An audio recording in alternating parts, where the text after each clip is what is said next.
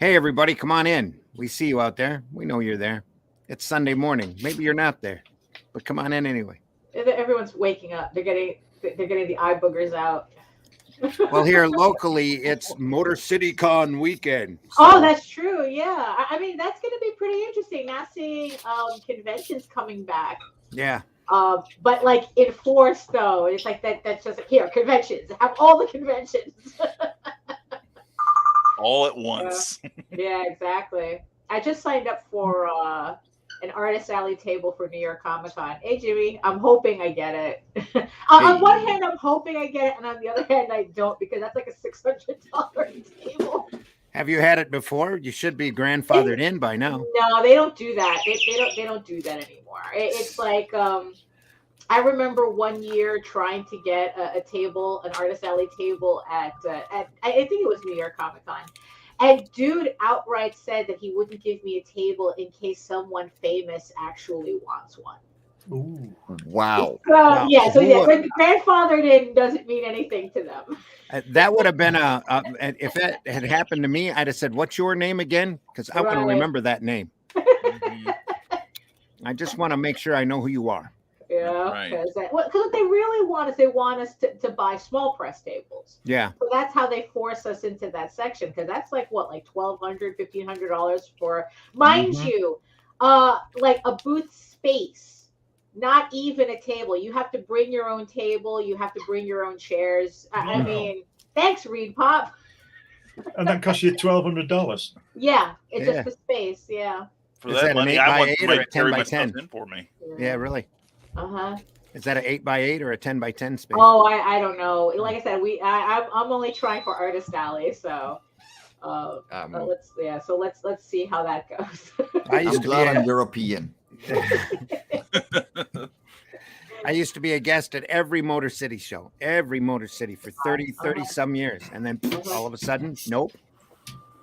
Yeah. No longer invited, no longer asked to come, and I used to do their T-shirt for them too every year. Right. Yeah. Do the separations for it and all that, and then nope. Right. It's like someone more famous. We need someone more famous. Well, the Detroit convention scene has always been pretty cutthroat. I mean, you think drama exists in the independent market now? It existed pretty hard in the Detroit area, and people got pretty territorial. And I did a couple of other Detroit conventions, which I think is what did it. They decided, well, if he's going to do those shows, he doesn't need to do ours. Right. That's ridiculous. I mean, it's like it's so unnecessary too. I mean, it really is. I mean, it's like everybody wants to go to comic book conventions. Yeah. You know? I don't even know if they do T-shirts for that show anymore. I know they used to, and they used to sell the heck out of them. So we had Sergio Aragonis there one time, and I had to go back to press on his shirt, I think twice. Wow, there you go. Because not only did it sell before the show, during the show, after the show, but apparently Gru has a large following, and it was a really nice illustration of Gru and his dog, and the following, the fan club wanted copies for themselves. Yeah, right, there you go. That blew right up. But anyway, nowadays I don't see the only Motor City shirts I see out there at shows are the ones that I had printed in the past. Valiant did one way back when, before Unity had come out, and it was a disaster. It turned out to be really terrible. What, right, the shirt or the show? The shirt, right in the middle of the run that I was doing, and I'm like, I didn't do that shirt. That wasn't me. No. Oh no. They tried process printing back when. Oh, you know what? That process printing has. I don't think. I mean, because back then it was really bad, but now I think it has improved. Oh no, the technology has increased so much. They have inkjet printers now. Yeah, but or the equivalent of inkjet printers. You can send it right from the computer straight to the platen on the shirt. It's amazing. It's so hit or miss though. Yeah. It's so like it's like nothing has the consistency of silkscreen. That's for sure. Well, no, the inkjet printers are a lot more exacting. It's the squeegee pull that's really risky because you have to get the dot pattern in just the right angle. Interesting. And you have to have the right consistency of pulling that squeegee, or you end up with a mess. And a lot of those Valiant shirts were pretty bad. Oh, that's probably what's happening. Yeah. But when they're doing it by inkjet, everything is exact all the way through. It's all computer driven. Right. It's literally a large, like your inkjet printer for paper that just goes across the shirt, neat, and then prints it. Right. I've seen some prints off of those machines, some full color process prints that are just amazing. Really? Okay. Oh yeah, just beautiful.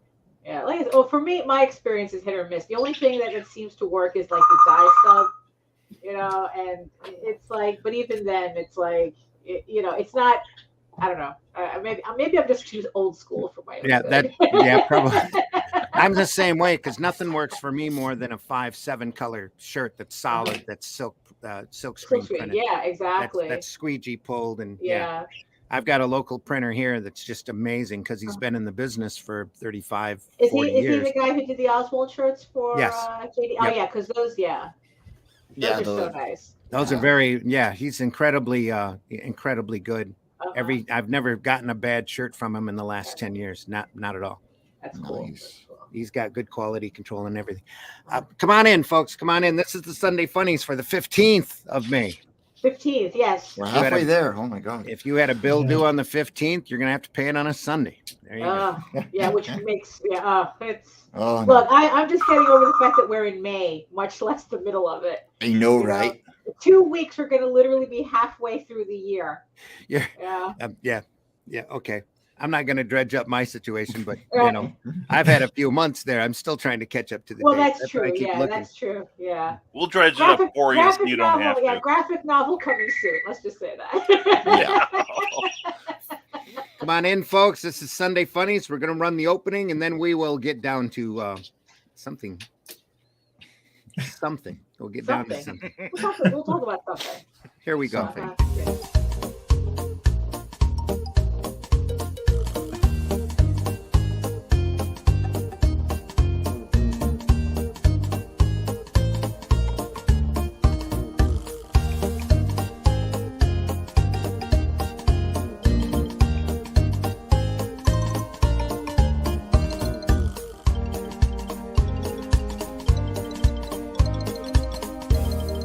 I think we'll always end that opening with a picture of Air Pirates #1 and my maniacal laughter. Right. Well, no. Every time I see the cherry Pop-Tart and the Air Pirates, I think of. I really do think that interview with Dan Fogel that we did was probably one of the best interviews. I was riveted the entire time I was editing it to put it on the classic Sunday Funnies playlist. My friends, go check out the Dan Fogel interview. It's really, really. I mean, it was a really classic time that very few people knew about or even follow to this day. Some great material come out. Some crappy material came out then too, but that's as always. Well, what is it? 95% of everything is crap. Yeah. Sturgeon's law. Yeah. All depends on who you talk to. Especially percentages and statistics. Right, exactly. That's Mark Twain. Figures lie and flyers figure. Right. Well, I think Mark Twain must have been the first alien because he wasn't born when Halley's Comet came by, then he died when it came by in 1910. He came in with it and he went out with it. He's probably still on it. He's on his way back. There you go. We were just borrowing him for a while. Yeah. Well, that's all of us in general. We're just here for such a short period of time. And for us, it's a lifetime. Yeah. In the long scheme of things, it's not even a blink. Right. Yeah, exactly. Hey, everybody, let's talk more morbidity. Here we go. I'm your host, Randy Zimmerman. I'm a longtime alternative and independent comics creator, collector, just everything in this business. I love comics, love the art form. Have done just about anything that I can in the art form, and really happy to be here in podcasting. And along with me today is our co-host, Daphne Lage. Daphne, introduce yourself. Hello, good morning, everyone. My name is Daphne Lage, and I'm a cartoonist, illustrator, and comic book artist from New York in my brand new chair. Oh, yeah. And I am known for the funny animal fantasy adventure, Tall Tales. I'm looking forward to getting the proof for Volume 4 for that one. And I'm also known for my medieval fantasy soap opera, Eagle Raven, Heir of the First Unicorn. I am also co-host with Nita Lanning on the RAGIN 2 The Vlogs every Monday and Friday, which you can check out here on the RAGIN 2 network. And also, in the meantime, you can read both my comics online at Tall Tales, TAILSonline.com, and egoworks.com, EGOWORKS. And you can check out all my videos on how I make my comics here on YouTube at Daphne Lage, Lage Art. And Daphne has a parrot that you're hearing in the background? Yes, if you hear any strange noises, it's the parrot and 2 parakeets that are now over there. Well, and if you hear any wood creaking noises, I'm in my basement and I have guests in from out of town. There you go. That are walking above me in the kitchen. So, right. So all the weird noises today. Plus a granddaughter that likes to run through the house. So just forewarned is forearmed, I guess. But yeah, we had kind of a family reunion yesterday. It was a fiesta that we planned months ago, back when I was flat on my back. So the wife went over to we all went over to my niece's house and cooked a Mexican spread. Ooh, very nice. Mostly the wife's working. So just sat back and smelled and ate. So yeah. Mm-hmm. I don't get her to cook Mexican very often. So when she does, it's definitely a treat. Also with us today is Mike Jimmy. Mike Jimmy, introduce yourself. Hey everyone, I'm Mike Genie Brown or Fairy Sinence. And I do a ton of things from comic creation, animation nowadays. Yeah, I finally have a PC as well, a normal PC as well. And we have an echo coming from you, Charles. We have an echo coming from you, Charles. Let me know. Right, yeah. That means he has his speakers on. Yeah. You have your speakers on. And, carry on, Mike. Yeah. You might need headphones. I'm just about ready. I'll be right back. All right, no problem. I'm just about ready to fulfill Life of Korra. The campaign for issue 5 is closed, and there's a whole bunch of plushies going out. So, I'm waiting. I'm waiting for ours to come in. Should I send 2 because I wasn't sure if JD got one specifically for you or for himself. No, one is fine. One is fine. It's like it's tough enough moving things back into the office, so I get to enjoy his. They'll work out a timeshare. Yeah, she was telling us last week she's already playing Sophie's Choice with her books. So. Oh yeah. It's I think that there's probably like 2 shelves that couldn't make it into the office. Yeah. So today I started storyboarding the intro for Life on Korra, the pilot episode. So this is very rough with my horrible blocked handwriting. I prefer cursive, but yeah, we're doing things in the background. I'm excited. Wait, so when you say storyboarding, you're talking about you're going to animate that? Yes, I am. Oh, exciting! I finally have the computer to be able to do it. Oh well. Now I need a new pen display, but You think you do? You have to really push it. No, this thing can handle that's a few punches. Yeah. No, we're still getting an echo, Charles. Let us know. Technology. Could turn into a running gag. You never know. Also joining us for a rare appearance, Mr. Brian K. Morris. Yes, thank you very much, Randy, for inviting me. Well, hello, everyone. I'm Brian K. Morris of Rising Tide Publications. Thanks for being awake this early in the morning. Well, no problem. It wasn't my idea, but thank my wife, who, when she's awake, it's like, Brian, it's time to get up. No, it's not. Yeah, right, exactly. Yes, it is. Yes, it is. The first time she woke me up early was the time she found out I swore a lot. Oh, so, and we still got married. That's why I have to tell her, like, F off, darling. If you add that darling, then it makes it all worthwhile. But anyway, I'm Brian K. Morris, and I write some comics. I'm the editor of a few comic titles like The Zombie for World of Oz by Eric S. Hawkins, and I consult with a lot of people on theirs, but I do a lot of writing. Got a new book out, Major Marjorie, an anthology about a world of 1942. Marjorie Pettis is the darling of radio with her science fiction show where she defends the Earth from alien invaders. What people don't know is they're based on her real life exploits. And And I am also the editor. Somebody's going to remind you that I'm the editor of his book, but I'm not going to do that because I'm now. I say I'm an award-winning playwright, but now I am a genuine award winner for a story in this book here. Last week, when I should have been here, I know. I won an award for best short story. Yes. Congratulations. Thank you. And the parrot agrees too. Exactly. The parrot does agree. Yes. Thank you. And I'm over the moon about it. It's like I now I know how Sally Field felt. Like you really like me. You really like me. But no, I also do some broadcasting. But if you want to find out all I do, go to risingtide.pub for all the information. Great. And thank you for having me, guys. I appreciate it. Thanks for coming on, buddy. Like I said. Yeah. Also joining us today is Glenn B. Fleming. Glenn, thanks for having me on, Randy. I'm Glenn Fleming. I've spent 40 years in illustration and graphics. I've written many books on different subjects and published magazines. This one, notwithstanding, which is number 9, is coming out next week, which is all about comics and stuff, as you can see. Comics and stuff. I'm also the author of this book that I had to get the world's greatest editor on, which tells you about my visits to the home of the legendary creator Jack King Kirby's house.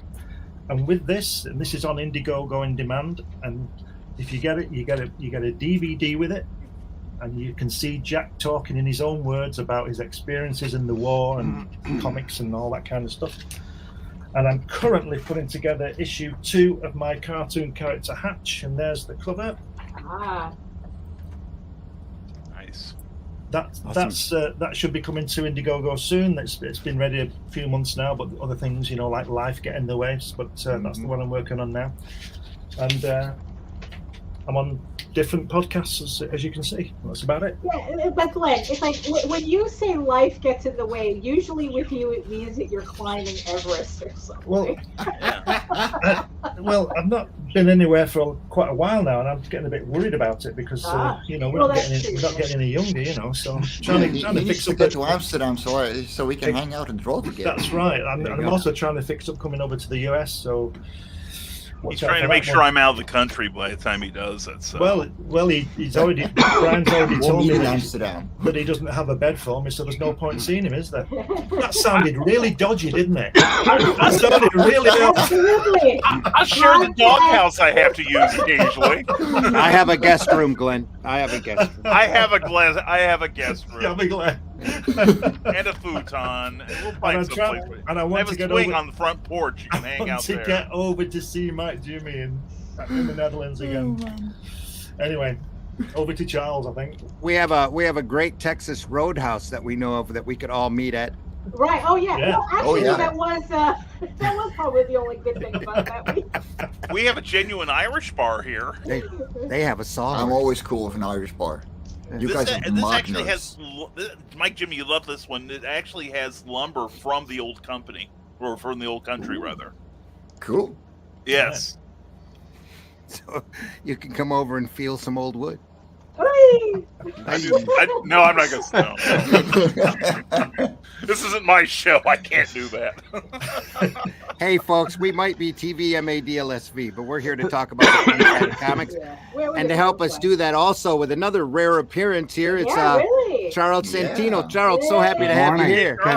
Can you hear me? Yes. I can hear you just fine. And only once. Can you see me? Yes. Am I echoing? No, it's all good. Excellent. I think Glenn held up a magazine that I might have some material in. Ooh, You've got some, not this one, but issue 9 next week. There's a couple of things in there from Charles, a couple of articles in there you should read. A really good one about Fantastic 451, which he got totally wrong, but we'll talk about that. I'm very happy that Glenn was willing to publish it, despite that he disagreed with the premise of the article, which is that it's a wonderful, classic, moving, emotional masterpiece of a story with a giant plot hole that you could drive a starship through. And you put me in with these two, and these guys are going to fight. And the plot hole is very simple. You're telling me that Ben Grimm can't convince Reed and Sue that he's the real deal? Now, Reed and Ben go back 25 years to World War II. Ben can't come up with something that only they know. And hadn't they already met the Skrulls, the shape-changing Skrulls 4 times?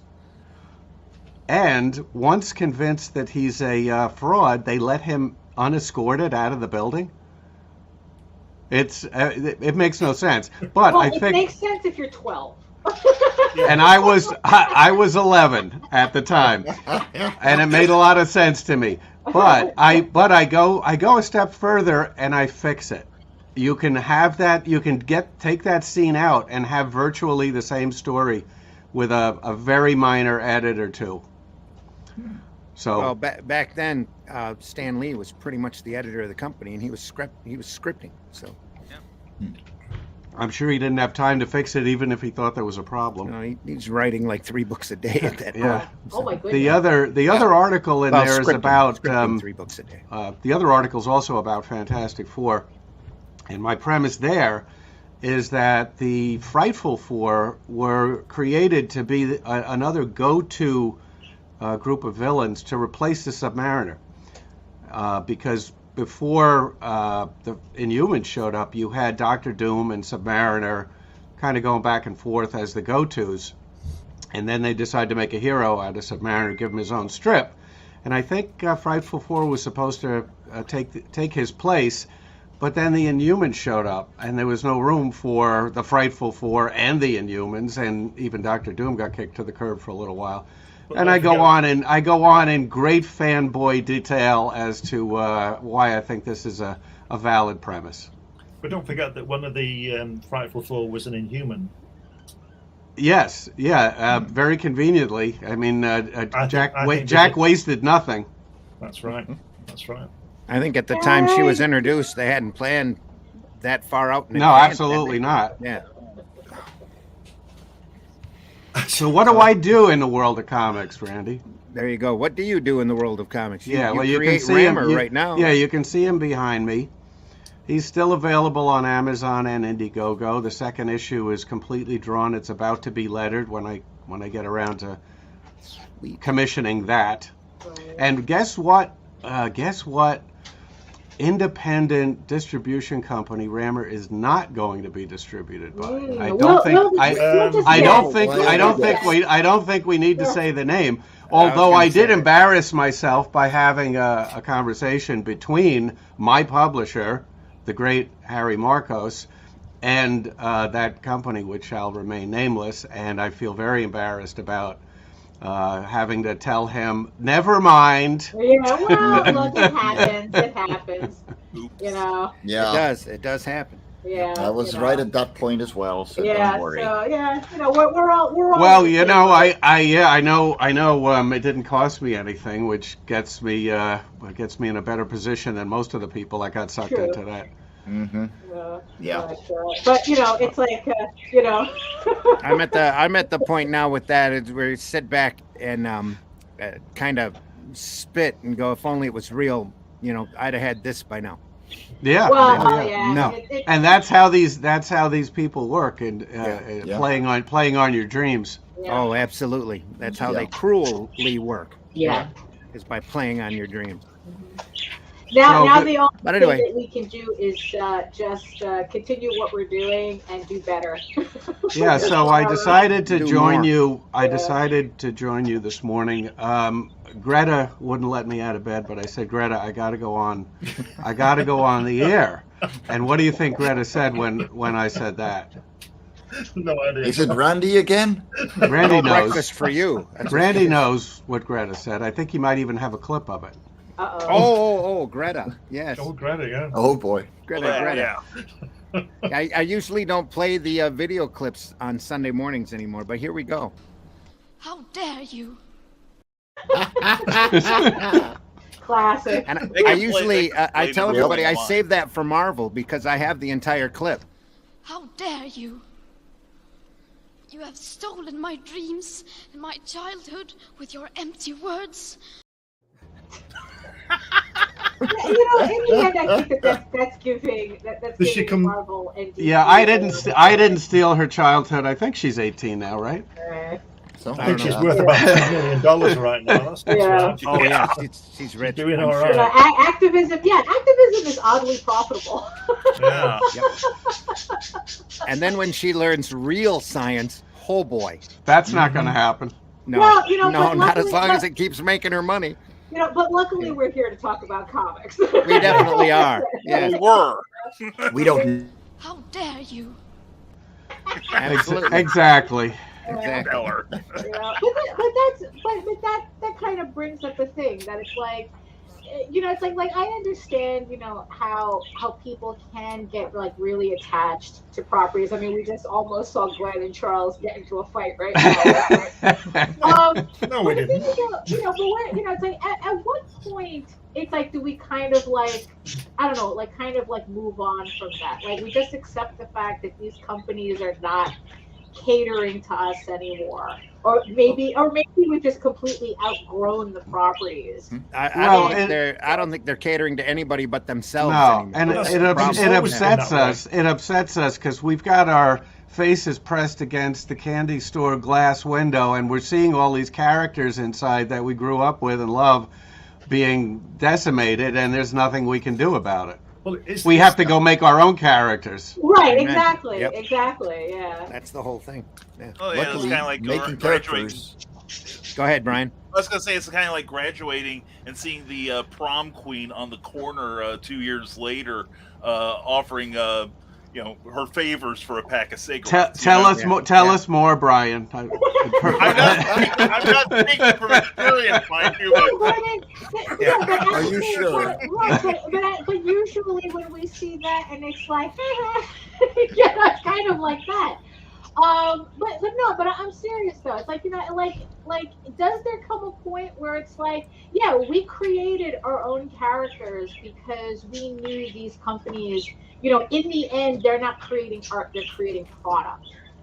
Yeah. And I don't even think these companies are creating product anymore as much Right. as abusing product for their own whims. Right. Well, it's theirs to abuse. That's the thing. Yeah. I mean, it's like these characters are not characters anymore. They're just corporate IPs. Commodities. They're commodities. Right. Exactly. And the thing is, though, it's like they obviously don't have the same. They don't have. They probably don't even have any connection to these characters, so they don't know what to do with them, and they don't care as long as they're making $1 billion off of their most mediocre Marvel movie. What do they care? It's kind of like the same conversation that I keep seeing in Disney Parks fandom, where Disney fired all of their Imagineers and they're hiring like architects from Las Vegas to upgrade stuff in the parks and the resorts and whatnot. So of course everything looks like a mini mall now. So I mean, at what point, do we just say that it's like, okay, this is why I'm doing my stuff, not necessarily like pining for, like, at what point is it just like you're being nostalgic and at the same time you're pining for a past that is never going to return?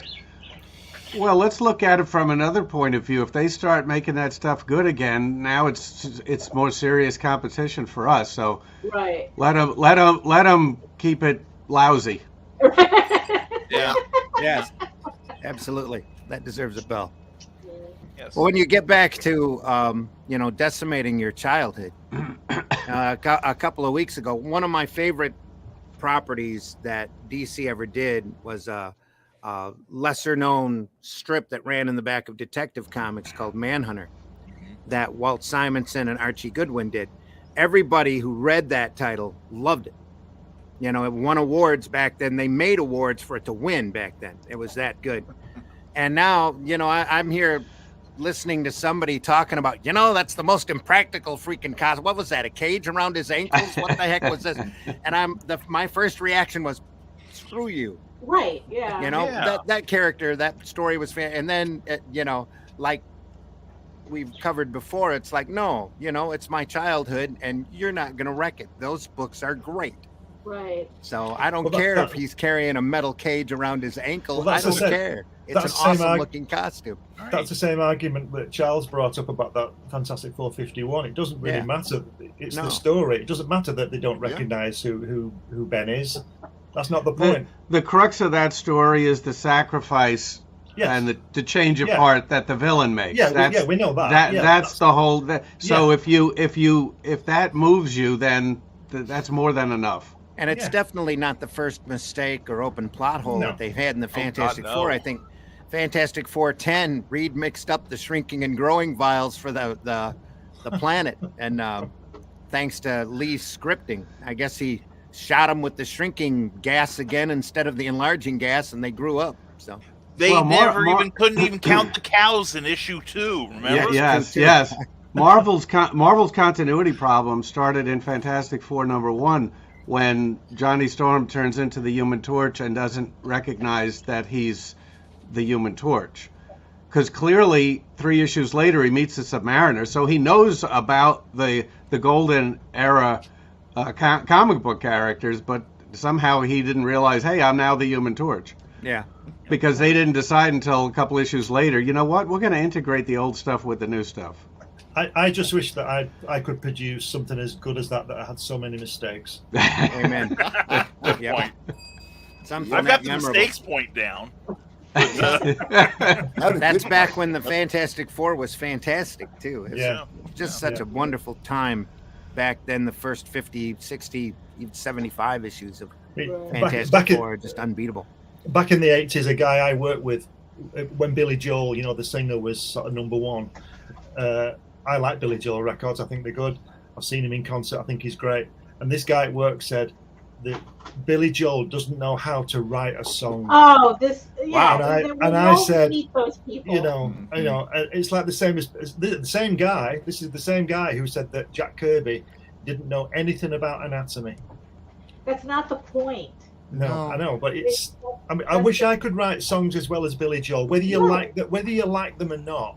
That's his strongest suit, is songwriting. Yeah, he's worth tens of millions of dollars, and I wish I could write a song as bad as that. Right, yeah. I wish I had the nerve to splash on the cover of my comics, the world's greatest comic magazine. Yeah. How about that? Yeah, but it deserved it, and it earned it. Yeah. Yeah. But I mean, here's the thing: that was a title you couldn't argue. The person who says that all of a sudden, that he knows better than Billy Joel, what did he do? Yeah. What's his claim to fame? Right, exactly. Because I knew a lady who would always complain about like Boys to Men. They don't know how to sing and this, that, and the other thing. Meanwhile, she was just like some crabby housewife nobody liked hanging around with. So it's like, I'm sure Boys to Men is broken up about the fact that you don't think they can sing. Is it okay before Twitter? Is it okay to criticize Milli Vanilli, though? Is that okay? Well, technically they were the first corporate. They were the first corporate produced cover band. No, cover band maybe, but there was always the Monkees. The Monkees, I was just gonna say. That's true. That's true. Yeah. That's true. 10 years the Monkees all decided to get a conscience about themselves, and then they realized they were making art, and they all became artists. Right. Yeah. But I mean, but the difference is like, were the Monkees lip syncing their songs? No. Okay, so at least they could actually sing. Yes. Because they were supposed to be rip-offs of the Beatles doesn't make them less fake. Milli Vanilli weren't even doing that.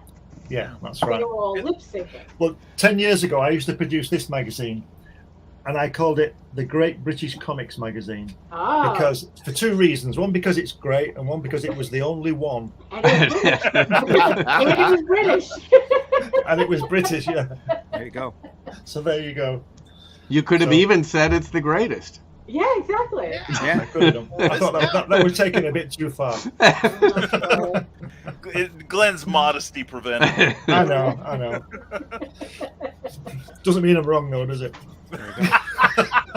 You should be proud of your humility. But you see, it's like just the way everybody was talking. I mean, it's like it's obvious that Marvel could do their worst, and yet you could still talk very, very positively about your childhood comics, and so it's obvious your childhood is very much intact in spite of what Marvel is doing. Yes. Well, you get to the point where you just flip the finger and go, yeah, okay. You want to say that with that character? That's not what I would have ever done. Right. Yeah. And then, like you said, you go out and you make better icons. That's the way that you. That's the way that you beat the system. Well, it reminds me of I think it was Raymond Chandler wrote The Big Sleep. Mm-hmm. It's a book with 8 unsolved murders in it. They made a movie where they couldn't solve 4 of them, and I have fallen asleep every time I've tried to watch the film, and I could barely get through the book. And somebody made a point of, like somebody interviewed Chandler and said, "Well, do you think that they changed your story? Do you think they ruined your book?" And he pointed to a copy of it on his bookshelf, said, "No.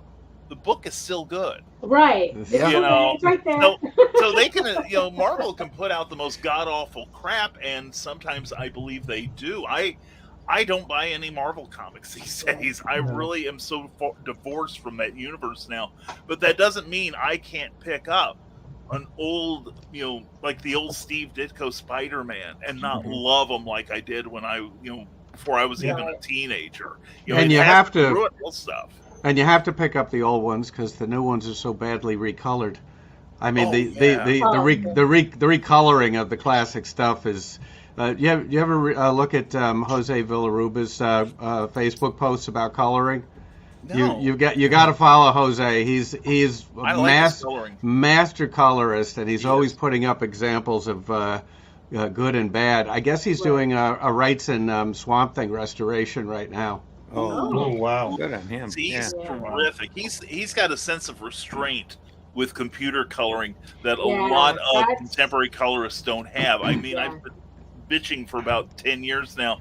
Just you have like every color in the imaginable palette now, thanks to computers, and all you do are navy blue, brown, and gray.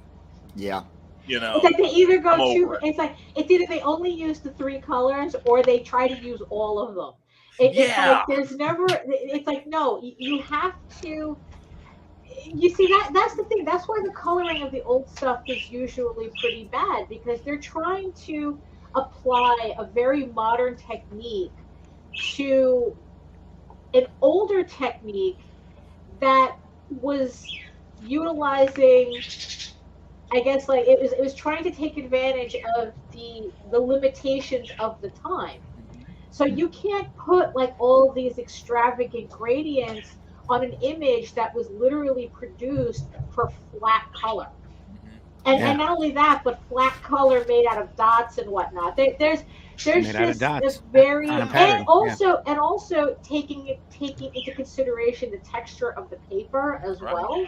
Right. And what I find ironic is that I'm constantly seeing ads for all these filters and brush sets that's supposed to emulate that old style that for some reason a lot of modern colorists are trying to like get rid of, but yet there's another subset that's trying to bring that back. That's why got that palette. Yeah. In the mid-60s, there was a comic, Randy's seen this, there's a comic called TV Century 21, which was basically a vehicle for Jerry Anson's marionette series, Thunderbirds and Stingray and things like that. Mm-hmm. And that was printed on photogravure, and on really, really nice paper. Randy's seen these. They're really, really beautiful. And all the artwork was all hand-painted by people like Frank Bellamy and Mike Noble, Ron Embleton, people like the real fine artists and good artists. And that if TV 21 had been printed on the newsprint that Marvel Comics were at the same time, it would have been absolute rubbish. There would have been no colour. It would have just been mud all the way through. So they went to photogravure, which is how would you describe it, Randy? A more sophisticated way of printing than just full colour press. Probably the best printing technique at the time. Yeah. And this comic was more like, well, it wasn't a comic, it was a magazine. It was a magazine size and shape. It was more square than it was small like American comics, and it was beautifully produced. And the artwork is absolutely superb. And I would urge you to just put Frank Bellamy into Google and look at his artwork. And I've seen some of those originals, and they were produced in 1964, the ones I saw. And he uses Pelican inks and Dr. Martin's inks, and the colour is still there, 60 years, nearly 70 years on. That just go on Google. Absolutely, Google Mike Noble. Dr. Martin stay vibrant forever anyway. Dr. Martin, their watercolors are amazing. Absolutely beautiful. And Randy obviously knows this, and you may do, but I'll just tell you that Frank Bellamy was the guy who drew Garth in the black and white Garth series in the Daily Mirror. So I just bought a hardcover reprint of some of that came out quite some time ago. I can't remember the publisher, but Andy Capp is in there as well. Yeah, it's a beautiful little book. And what was shocking to me was that there was nudity in these British newspaper comics. They had different in Garth.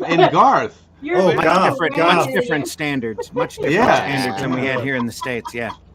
We've talked about that before. I used to print the James Bond comic strip here in the Flint Comics and Entertainment, and after running a story of an exotic dancer that had daisies for pasties, that blew some moms' minds because they thought it was mutated areolas. I had to go through with a black rapidograph after that and make sure everybody had bikinis on, as opposed to running around topless. And every James Bond strip back then, or every story, had an excuse for a woman to become topless. Everyone. Modesty Blaze. Modesty Blaze is just solid art. I don't remember there being a lot of nudity in Modesty Blaze. Oh, there was a little. She had this little thing she would do, like if she would walk into a guarded room and there's like a dozen guys guarding, she'd go in, pull off her top, and while they're gawking, Willie Garvin would sneak in behind him, slit all her throats. So. That old gag. Well, Modesty it works. Was a phenomenal strip. We need to do an entire episode dedicated to our favorite comic strips because. Modesty Blaze for me, when you talk about action adventure strips, it just doesn't get better. That's the best quality you could get, the best writing that you can find. And Modesty Blaze is a kind of character that they desperately need to be making a series of, especially right now. Not because she rips her top off, but because of the entire atmosphere of the character was just amazing. The atmosphere of the strip. There we are. That's her. There's Modesty. Is that Alan Moore? Am I confusing? No, that's Halo Jones. Halo Jones. Whole completely different character. Yeah. We want to talk about Frank. I interviewed Romero, who draws Modesty Blaze and all those kind of stuff. Oh, nice. Yeah, and the creator of Modesty Blaze for the books also did the newspaper strip too. If I love Romero stuff. And he's obviously a Spanish artist, but he does all this kind of stuff, Beautiful art. The original artist on that strip was on it for years and then ended up dying, I think, in a train accident. Yeah, was it Jim Hardaway or something he was called? I think so. Yeah, it's tragic. But it's like I have a lot of books, European books, where it's like they have full nudity in it, and there is absolutely no warning on any of the covers or anything. Because people are mature, you see. About. Yeah, exactly. I mean, it's like what? It's like we would have nude, like a page 3 girl or something. It's like where it's like some topless chick in the newspaper. That's right. Here's an example of Frank Bellamy's work. That's beautiful. That's not Bellamy. That's not Bellamy? It's so pretty. Oh, man, that looked like that's Jerry Haylock. That's Jerry Haylock. Oh, good on you to spot that. Sorry, it seemed like didn't want to, look like a complete idiot here. There's Bellamy right there, right? Yeah. Nice. Wow, I can literally see them trying to print this, here and it'd be like all garbage. It's fabulous work. Look at that. Yeah. Absolutely brilliant. Just amazing. Yeah. Can you imagine Charlton Comics trying to print that? Yeah, no, with all of the registers that don't match up? Yeah. Yeah, exactly. I mean, look That at would have been an subtle incredible coloring mess. that you know they would not have been able to reproduce here. But to give you an idea, he used to produce a lot of those double spreads, and he used to produce them from a blank piece of board to that in 3 days. Wow. Yeah. So Well, they're that's usually nasty. 17 panels per spread, double spread, and he used to produce it from blank paper, blank board to finished art in 3 days. There's an example of Thunderbirds. Yeah. Beautiful. Well, and like earlier, Randy, when you showed that picture of the war scene there, yes, it's primarily brown, but there was enough differentiation in the color tones that you could see that he was using it to establish like the various planes of the foreground, the background, have them different, and use it as part of the storytelling. That's what coloring is about to me. Right. And look at the design of the page as well that he does. Yeah. Mm-hmm. Very Absolutely static, wonderful. but very beautiful. The only other colorist I can think of that is that nuanced, detailed, sculpted whatever is Richard Corbin. Yeah. Oh yeah, yeah. That artwork that's shown that Randy's showing now is Mike Noble. Okay. Oh, that's nice too. But Again, Mike just Noble is beautiful beautiful work, absolutely beautiful. That's from TV21. That's from 0X. That's Mike Noble as well. And nicely subtle, muted tones, not glaring. 100% yellow. Right. Yeah. Yeah. Oh, yeah. It's like I said to you when I saw the original artwork of some of this stuff. It was absolutely incredible to think that it was produced in the mid '60s as well. That's Mike Noble as well. Now, That was one of my favorite TV shows. All of this is under Frank Bellamy. Well, it's not. For It's example, Mike. That's Mike Noble. Daleks. Yeah, That's the thing is though, about the printing, the quality of the printing though. I mean, because we're looking at this and it's like, if this was printed in the States, it would have never have looked like this. No. And it's like, that's is that like, for some reason we had limited printing options, or everyone was just going for as cheap as possible? That's Bellamy. Yes. Probably the cheaper. We had wrote a reviewer here, so Right. Yeah. Well, getting back to 100% yellow, Neil Adams tried to convince DC Comics not to use 100% yellow, and they said, well, it costs more to have a little bit of an extra plate in there. Yeah, that's right. But he finally convinced him. He said, look, Marvel can do it, so why can't you do it? Because that 100% yellow, it just burns out your retina. Right. Yeah. That's why everybody's name today. I was about to say yellow. Yep. Burn that retina. Absolutely. That's what we're here for. But yeah, just phenomenal work. And if you haven't seen or read Modesty Blaze, Titan Publishing has run the entire set. There's completed volumes of that strip out there. Though here in the States, it's very difficult to find. So if you run across it at a convention, definitely buy it. It's more than worth your time reading it. I think Blackthorn did a series of Modesty Blaze reprints at one point that were horribly done back in the early mid 80s. Yes, horrible. Yeah. You mentioned Thorne. Has everybody seen the censored version of Frank Thorne's stuff that Hermes just came out with? No, but I'm sure Hermes Books is so hit and miss. Yeah. They just reprinted Frank Thorne. I got the Land volume, which is his science fiction thing that was in Heavy Metal, and it's censored. So, but it's very bizarre. It's very bizarre because it's still a hard R, but just short of an X, and it's really weird. It's like the ambiguity of the censoring. There's one place where a nipple is covered up by a blouse, and in the next panel there's a nipple, but now the nipple is redrawn so it's not as nipply, but it's still clearly a nipple. How do you draw a nipple not to be so nipply?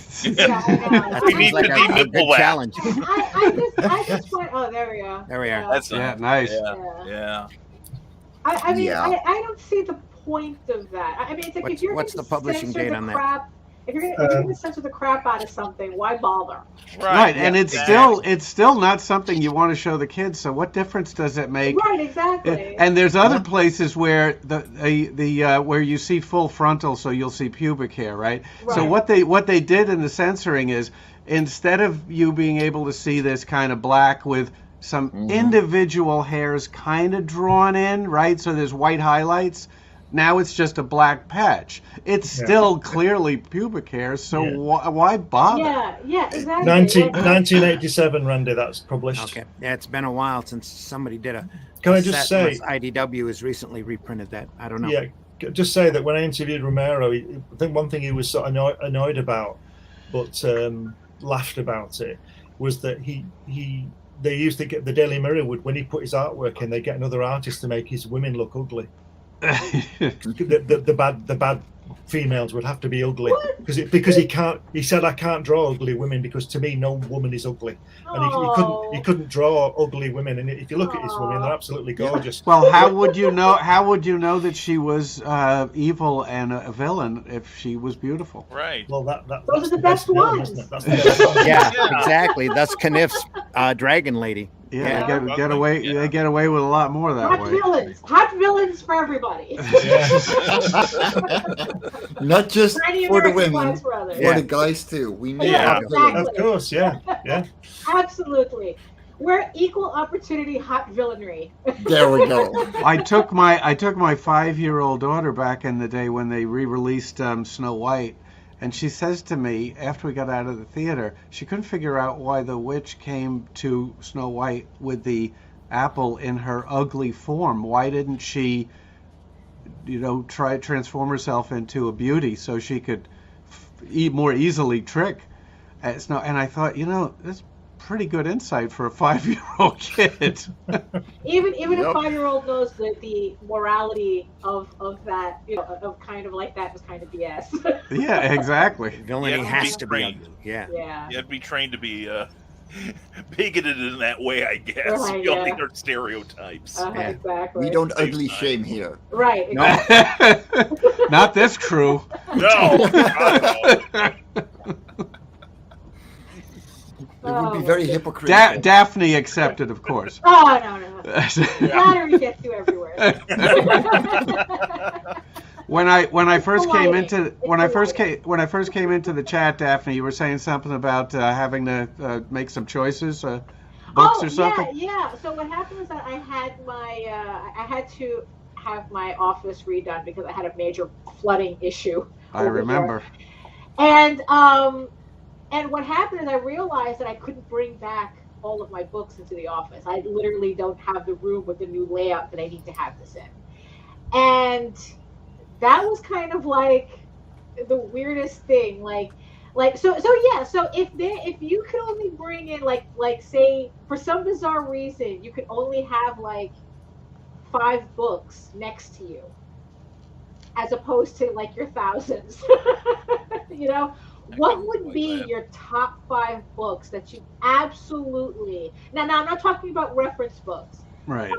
I'm talking about the quintessential titles that you cannot function without in terms of your creative... I don't know, but whatever you decide, you can always rotate them in and out. I mean, it's a lot of books to rotate. I was going to say that would be an impossible choice because it's constantly rotating for me. Yeah. Because that's kind of like what I had to do. I had to go through all these tubs of books, and I had to choose a very limited enough books to fit on one shelf. And we're talking about 5 shelves worth, and it's like, and I'm looking at them, it's like, okay, I have to have these books next to me. Which ones?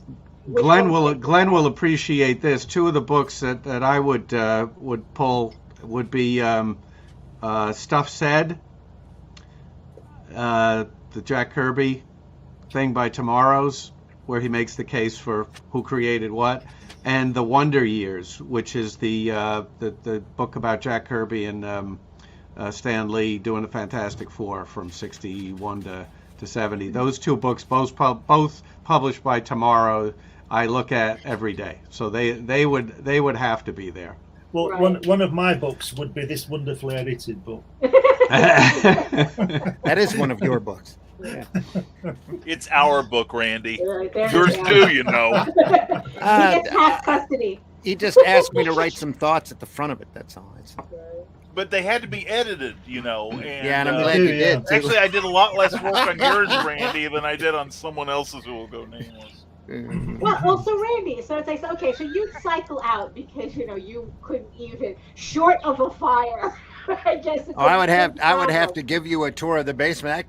That sheet is up there for a reason. Like, what books are next to you right now? Right now, I have a handy Tales from the Aniverse book because we were talking about ducks earlier this week. The first massive issue because it's got a great Bob Gorby Ganda on it. Let me blow that up just so. When we talk funny animals, I definitely think of Barbarian Ducks. Wow. Just a great illustration that I had to print on the back cover. Front cover is mine. Introduction of characters. I have the IDW volume of The Art of George Perez. Oh, very nice. Ooh, nice. Very handy, very thick, I may add. And the joy, I got to tell you, the pure joy on this is that it covers not just George Perez's comic career, but it also prints all of the local theater production poster work that he did for his local theater company. And a lot of that compositionally is just amazing to look at. Here we're looking at Sweeney Todd that he did, and it's all artwork. You never see that. The musical, Barefoot in the Park. Look at that great silhouette work. Just nice. Just amazing composition. He put his heart and a lot of thought into doing it. A 2-page Romeo and Juliet. Wow. And these are works he knew that were only going to be seen locally for the local theatrical production. That anybody who knew George knew that he was a bit of a ham anyway. And just, he literally put his heart in a lot of this. Here's the carousel. Ooh. Just look at how great that looks. Those are gorgeous. Yeah. I wouldn't even recognize those as George Perez. The Mikado. There's his autograph right there. Yeah, like Neil Adams, there's always like a Neil Adams-ish look to everything, even when he was doing advertising work. There's an entire section, pretty much all of that part of the book is his theater work. So when I saw that, it was like a no-brainer for me. It's like, I got to get this because there's all sorts of stuff in here I haven't seen before. The Trial of Ebenezer Scrooge. Right. Oh, that is a good one. Get that. Can't get big enough on that to see fantastic. All the intricate. And George, all of the little detail on it and everything is just right there. The great books. Just some wonderful composition on this. Huh. Just George literally at his heartfelt best. Just amazing stuff. And on top of that, it's got a lot of great illustrations, convention sketches, a lot of his earlier work. Marvel in that work. Wow. I don't think it's got anything in here from Oracle. I don't know. I haven't really looked for it. But is that like a recent book or something that you found at Ollie's? Oh, no. This is something I bought from... I believe I got this from the Pruitts, if I'm not mistaken. They were doing some Desperado. Yeah. Desperado was in with IDW at the time. Desperado did a series of beautiful art books about the same size, about the same thickness, focusing on different artists. I know Brian Boland was one of them because I almost bought that book too. But when I saw George's book, that was literally a no-brainer for me. It was just something I had to get. And then, especially when I opened up to the back and saw it had his theater posters in it, I'm like, "Oh yeah, this is right." Yeah, I have a book here handy that I think Marvel Comics should take a look at. It might help them. Yeah, there you go. Oh yeah, yeah. I think every writer needs to read that book. Yeah. When was the last time Marvel paid any attention to this?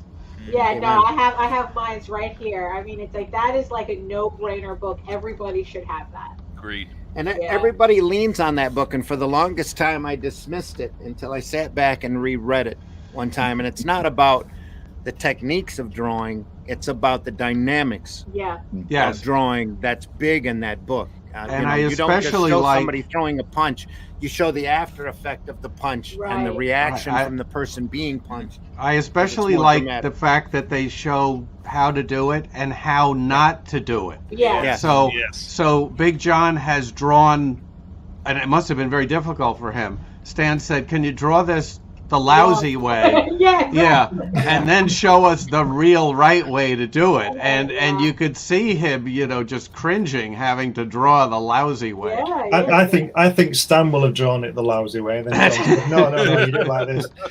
The thing that always intrigues me about that Marvel Way book was it 1977? I think it first came out. Probably. Yeah. Is why Jack Kirby didn't do it. That is interesting, isn't it?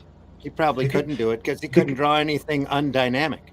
Yeah, well, there's a lot of his work in there, isn't there, Charles? There's a lot of his work in that book. Yeah, sure there is, I believe. It's not all John Buscema. No, there's other artists in there. I think it's worth it for a lot of writers. Yeah, just for the 2 pages on how to draw talking heads. Yeah. Body language with emphasis. People not just standing here like this.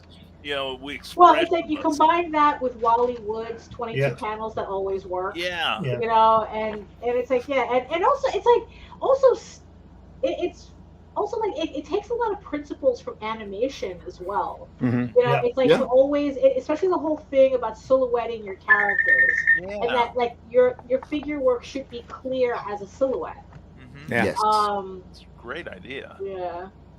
I mean, it's just it's that's why I don't understand people who think that they could just, I want to make a comic, and it's like, I've never done this before, it's like they think they could just walk in and show up and do a comic, and it's like there's a whole craft to this. Yeah, it's like I want to be a heart surgeon. Right, exactly. Just lay down, it's going to be all right. I'm a volunteer.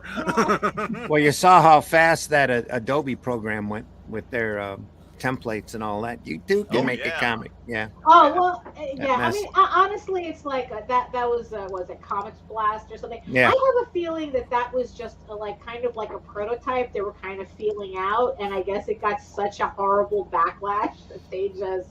We can only hope. Yeah. Because you never heard of it again. Yeah. I mean, conceptually it has potential, but honestly, I don't think that it's really doing anything that Clip Studio Paint isn't doing already, that Adobe couldn't implement into Photoshop already. Also within reach, the Smithsonian collection of newspaper comics. Another great book. It's sitting on my on my computer tower, just ready to be handled. Right. Again, it's like your omnibuses. It's really difficult to handle because it's thick and big. Right. Well, yeah. I found this at a used bookstore, wedged between 2 comic racks, and they had it had been sitting there for probably decades, and if you can see that, it has a pencil mark of $8. Oh my God! I took that up to them. I said, "Is this $8?" Yeah. Okay, I'm buying it. Right, nice. You can still get that book relatively inexpensively. You can get that book for under $20. It's a great collection of comic strips and a good history of the comic strip too. If you go back and look, the tail end of the story on that, like I said, I found it wedged between 2 overstuffed comic racks. Less than a week later, that bookstore was struck by lightning. Oh. And the lightning went all the way through the center of the store down into the basement and caused a catastrophic fire, and everything in the building was completely burned out. Wow. And the guy had a tremendous collection of stuff here in Flint that he was catching people as they were moving out of Flint because of our anybody that's kept track of the economy over the years. In the 70s and in the 90s, there have been the early 2000s too, there were minor depressions, and folks left the area to go other places to work in the Texas oil fields or wherever they had to go in order to make a living. And this guy had amassed a huge collection of collectible paper. And that lightning strike just literally wiped out probably a good third of what he had collected. But the happy ending is Randy got his book. I was lucky. Yeah. Oh, yeah. When that happened, I went, God holy waited crap. long enough. Yeah, maybe there was a reason I was meant to find that book, because I just happened to glance down, and there it was wedged between those two newspapers. Well, God was showing you, Randy, with his lightning bolt. He was saying, go to this place and buy this book for $8. Yeah, do it now, because it wasn't there the week after. None of it was. So yeah. Right. It wouldn't be there the week after, would it? Because you bought it. Yeah. Just amazing. Also, within since we're talking about what you got handy, I have 2 paperbacks that I have had since I was a kid. One is All in Color for a Dime. Yes. Oh. Yeah. By Don Thompson. Look at that bottom corner's ripped off. Doesn't hurt the book any. It's an amazing book. Don Thompson and who's the other guy that wrote on this? It's still got my address in Montrose. When I grew up, my first 17 years, I was in Montrose. Was it Thompson and Dick Lupoff? Yeah. Wrote this. Yeah. And again, if you haven't seen it, great essays on early comics. I learned a lot of comic history off of that book. And also Don Goulart's the informal history of the pulp magazine. Oh yeah. Also in paperback. I got both of these out of Warren magazines in the back of Warren. Oh, cool. Ordered them through the mail. Yeah. Next to the X-ray glasses. This is one of next mine. to what was it? There was all sorts of little the comic record books that he was advertising at the time. All sorts of stuff. Yeah. Yeah. And back issues of Warren and Creepy too. This is one of my books that I'd have there, and as you know, it's well read. Oh yeah. But look at this. There we go. There you go. Yes. That's stuff. And it's smashed to pieces and falling apart, but I love it. Right. I've got I'm a surprised book you just like don't have that. it in a top loader. I mean, it's like you don't need to slab it, but at least a top loader you could just slide it in. And... I know. I'll get around to it sometime. Also, within arm's reach, comics. The history of comics in America. Les Daniels. Love this book. Every time I see this book on sale at a bookstore, at a convention, I always buy it and I give it away to somebody. Want an education in comics?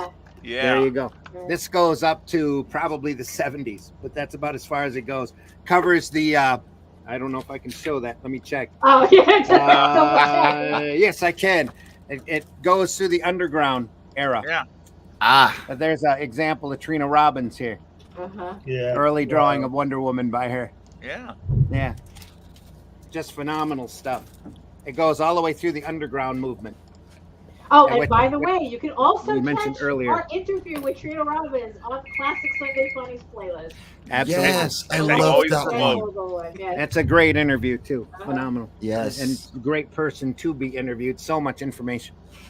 One of my go-tos would be a book I bought when I was 9 years old, The Great Comic Book Heroes by Jules Pfeiffer. Got 2 copies of that. I have the original first press, and with the dust covers beat to hell because I've read so often. And I've got the Fantagraphics reprint, which unfortunately doesn't carry the comic reprints in it. It was the first time I'd ever read the original origin of Superman. First time I'd read the origin of Batman, the first Joker, a spirit was Seraph was in it. It's an adventure he had in India. I remember that. Yeah. Right? Yeah, they miscolored it, but and what else? It was the first time I ever saw Captain Marvel. Let's just say Captain Marvel. Me too. My dad had talked about him. Yeah. No idea who the character was. Yeah. Yeah, an old Human Torch, an old Submariner, just all kinds of classic stuff. Origin of the Alan Scott Green Lantern, and it was from the point of view of a kid who had grown up with that stuff, and then eventually he got a job with Will Eisner. So at 14, I had that book because I had to save up half of the cost of that thing. And my parents said they'd do the rest because I wasn't exactly a thrifty young person at the time because I spent all my money on comic books. And I saved up for that book because I saw a listing for it in Castle of Frankenstein. Remember that, Randy? Yeah, the old magazine. Yeah, it's kind of like a more fanboy version of Famous Monsters of Filmland, and they had a comic review column in it. Yeah. And I had them special order it for me. So that book is That's probably that'd be one of my bedside books. Cool. I have let me reach here. The follow-up to All in Color for a Dime, the great comic book. Oh yeah, I've got the paperback of that. The second version, the hardcover. Lucky I wish I had a hardcover of All in Color for a Dime. I found that at my library. That's how I got my early comic book. My folks wouldn't let me have superheroes in the house. So the Jules Pfeiffer book, the comics book, the All in Color for a Dime book were all read at the library. And then once they let me have superheroes, then I was ordering, books offline or getting them any way that I could. I remember having to order X-Men number 98 from Richard Elf in Canada, off of the I think it was inside of one of the comics, because I couldn't find it anywhere. I found was it 98? Yeah, 97. I think it was X-Men restarted at 96, right? 97 was the death of Thunderbird. And 94, but I could be wrong. Yeah, 94. Was it 94? Then it was 95 that I ordered from Richard Elf. Thunderbird. Yeah. I had 94. I picked up 96, and I'm like, then they were mourning the death of Thunderbird. I'm like, no. So I had to. It took me like 2 or 3 months in order to get it in. Yeah. I think one of the best books around, I've not got it to hand, is that Will Eisner sequential art book.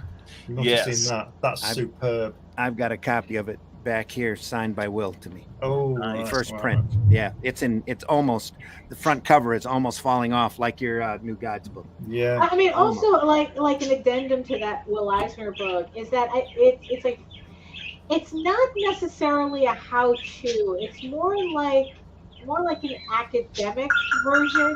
Yeah. It's like an academic book about sequential art rather than being a how-to. It's very much written at college textbook level. Yeah. And then I still pull stuff out of it every time I sit and read it. Every time. There's that particular few pages where he does Shakespeare, isn't it? To Be or Not to Be, whatever that's from, and he does that guy on the rooftop, doesn't he? And he's quoting all that, and he's telling you, he's showing you the storytelling of the guy. Yeah. Saying that speech or that poem on the rooftop, and he's showing you how it could be anywhere, but he's showing you how to use sequential art to move it along. It's a fantastic. I think it's 4 or 5 pages, isn't it? Yeah, literally reciting Shakespeare. Yeah, it's absolutely brilliant. And he's on the top of the rooftop of a New York tenement, isn't it, with the chimneys and all that kind of. And Hamlet's "To Be or Not to Be" speech, if I'm not mistaken. Yeah. And it's the rooftops always remind me of the Godfather type of thing in old New York, with those chimneys and all that kind of stuff going on. For me, one of the high points in the book is that he reprints a spirit section in there, and then he breaks it down almost panel by panel on the outside gutters. Yeah. Saying, I did this for this, I did this to achieve that, I did that to get this. It's just amazing. And he shows you that those couple of pages with the tap dripping, doesn't he? How to use time, how to use symbols for time. Yeah. And the drip's really long and slow, and then it drips on the next one. And there's a guy coming through the door, as I remember, in like almost in silhouette. The tap is really in front of the reader, and the guy is further back. Or you could just write a caption that says later. Right. No, that's who is this guy? I bet this guy Santino thinks that Fantastic Four's got a plot on it. I hate it when mom and dad fight. Determined. I've got these two handy also, but they don't have any covers on them because the covers fell off a long time ago. Steranko's History of Comics. Yeah, I've got those. Again, it's like All in Color for a Dime in the comic book. I'm still waiting for the third issue. Yeah, I paid for mine, and I have a postcard from Steranko, handwritten, where he said, "Quality takes time to create." I figure this thing is going to be like the holy grail of comics, because how long have we waited for this thing? I mean, when was that published? Early 70s. Yeah. So it's 55 years ago. So where is it, Jim? Yeah, Jim, I'm all the money back. You're 85 now. Where is this? 50 or whatever I think. 72. In fact, we're all nearly 85. Where is this third book? Apart from Mike. I was about to say, only if you flip around the numbers. And here we thought that type of thing was only exclusive to crowdfunding. Steranko was an innovator in so many ways that now we're only beginning to recognize. You need to find that postcard and frame it. Yeah. I still have it. It's somewhere in the myriad of boxes that are my collection. It needs to get into an airtight frame and saved for prosperity. It does. Yeah, prosperity, I think, goes on eBay, and I'm telling you. That'd be so classic. Talking about, just the provenance on it alone would make it worth it. So quality takes time. Steranko, beautiful. Yeah. This is my first Sunday morning for a while. Have we talked about Neil Adams? You must have covered Neil Adams. We did. Yeah, we did a couple of weeks ago, and that's why I had the George Perez book handy, was because George had passed shortly after that, and we were going to talk about George. I think last week the conversation ended up going all sorts of odd directions. Yeah. So, I was at a pulp convention last week, and when the news about George happened, it shot through the whole room. Yeah. So. I mean, and that's the thing, though. I mean, because it's like George, even though we were kind of expecting it, it was still a heavy load. Yeah, we knew it was coming, but it was a hard hit. Yeah. But still, though, Neil Adams, though, that was a shock. It was. That hit me like a ton of bricks when I saw someone post that he had passed. I'm like, wait, what? I mean, this is a guy we saw all the time at local conventions. Yeah. He was I was told that I was out on the west coast of the state over at Ludington, and I was in a hobby store at the time, and we got to talking because she had a couple of original magic cards paintings on her back wall, and we got to talk about magic and that kind of thing. And she goes, well, some big comic guy just passed. I said, oh, really? Was it George? And she looked it up and says, no, some guy named Neil Adams. Oh, really? Ton of bricks. Are you kidding? Ton of bricks. Yeah. That was a stunner. Because honestly, it's like we did that tour of Continuity Studios, and that was like pure kismet. I swear. I don't think that it was just pure chance. I think we were able to have that to even see that. Yeah. I think that if that was something we tried to plan, we would have never have done it. Like, it would have never have happened. Right. Yeah. I mean, and like I said, it's like there's just something about seeing these pieces in the flesh. Mm-hmm. Seeing the yellow paper, the rubber cement stains, the white out, Yellowing Zipatone. I mean, it's like, I said before, it's like, I told JD, it's like, I don't know, there's just something about digital stuff that just doesn't have that same. And he goes, oh, but it just depends on the digital art and blah blah. It's like if you printed it out, sometimes you can't even tell the difference. It's like, yeah, I guess, but it's like if you know, you know. Totally. Yeah. I mean, like, I really didn't understand the appeal of Jack Kirby until it was Florida Comic-Con, and there was like a 2-page spread that a dealer had set out. And the thing is, though, he just had it like on like this wood easel, like you could literally touch it if you wanted to, Yeah. And I'm just like, and I had to stop in front of it, and the thing, it's like, and I'm looking at it, and the thing that struck me the most was all the passive-aggressive editor notes all along the edge. Yeah. I mean, it's like it was nitpicking the shit out of the artwork, and it was just like, oh, what's with this hand and blah blah blah and this and everything. And I'm looking at it, and it's like, and I'm looking at the inks, I'm looking at Kirby's work, and I'm like going, was the editor brain damaged? It's like this was like really the first time I was really like that's when it clicked. It's like, now I understand what the deal is with this guy, and to see the editor notes was just like, were they looking at the same thing I am? I mean, it's like, did they understand what they were looking at? I mean, it was, it's like you have to see artwork in the flesh. You really do. You have to see it in person. Yeah. Have you ever seen a Frazetta painting in the flesh? No. I haven't, but I will before I pass. I'll tell you. Yeah, I was.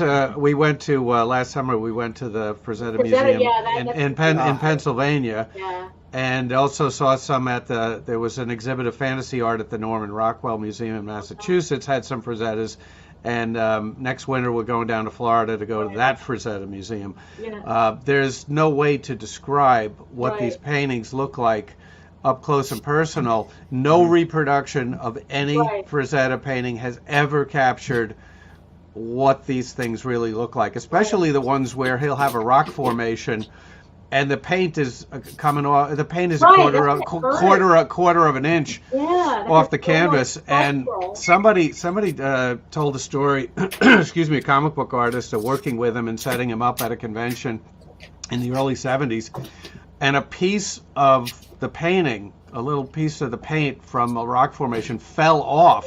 While this guy's moving the painting, and he's ready to have a heart attack, and Frazetta said, "Don't worry." Frazetta picks it up, licks it, and sticks it back on the painting. It now has part of his DNA. We can clone him. There's my Rockwell original. There we go. I was in the Mark Twain Museum in Hannibal, Missouri, and they had like 5 examples of Norman Rockwell's old paintings from the 1930s Twain works, and like Charles is saying, the texture and the depth of the paint being applied, there is no way that it almost needs to be like 3D. Right. It is gorgeous, and the paint is just just still as vivid as it was now almost a century ago. It's it almost makes you cry. Right. No, for real. When we came home from that from continuity, it's like I literally had to lie down. It's like I was so overwhelmed by look, it's like for me to get like that, to really get like that. The last time I got like that, I had to go through like a Goya exhibit at the Metropolitan Museum. It's like that was like the equivalent feeling for me. Oh no, I totally get it. It's like the first artwork I ever purchased. One was a Gray Morrow piece from The Origin of El Diablo, and Morrow's stuff kind of printed kind of like splotchy in areas for emphasis. That was wash, right? And I never knew it until I looked at the painting. And also Daphne, you talked about the editorial notes. I also bought a Mike Vosburg, Al Milgram page from the Master of Kung Fu in Deadly Hands of Kung Fu, and there were all kinds of nasty remarks around it. Mike, redraw Fu Manchu's robe. He looks more like a mad doctor than the devil doctor. And I'm like, how did the editor get away with all of his teeth? Because I can see Vosburg like taking a swipe at him for his nasty comments. Does everybody or anybody know who Peter Cooper is? Kuper. He's a alternative artist. Does a lot of work for the New York Times, New Yorker, and it's the type of I would recognize his work before I would recognize. Very distinctive style. He's drawn Spy versus Spy for the last 30 years.